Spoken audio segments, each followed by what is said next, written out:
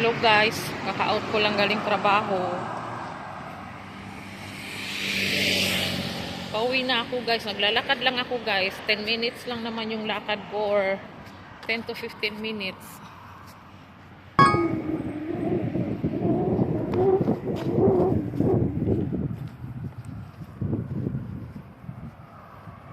So ayun guys, ngayon Lunes guys, hindi masyadong busy. Kami masyadong busy ngayong araw guys. Tapos medyo malamig na ngayon dito sa Kuwait guys. Kalimutan ko magdala ng jacket. Kasi nga carry ko pa naman yung lamig. Pero pag super lamig na talaga,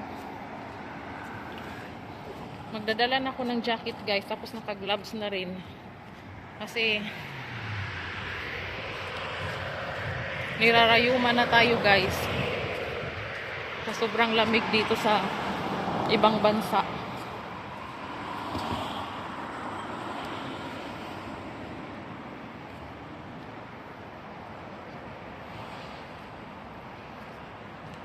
Grabe na ngayon yung nangyayari sa Pinas guys, no?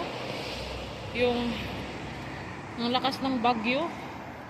Sana matapos na yung bagyo sa Pinas kasi ang daming mga mahihirap na nagsasuffer ba.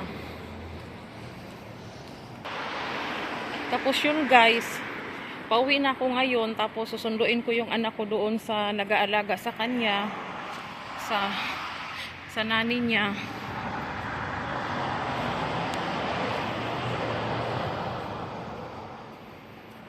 Dito ako laging dumadaan pag pauwi na ako.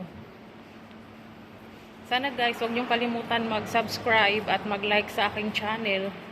At kung meron kayong mga katanungan, pwede naman kayong mag-comment down below.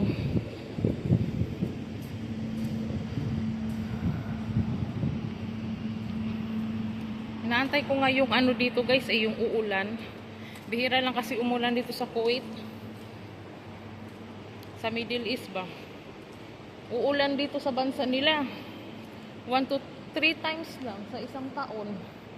Yung time na mag-change ng weather to summer, and yung time na mag-change ng weather sa winter.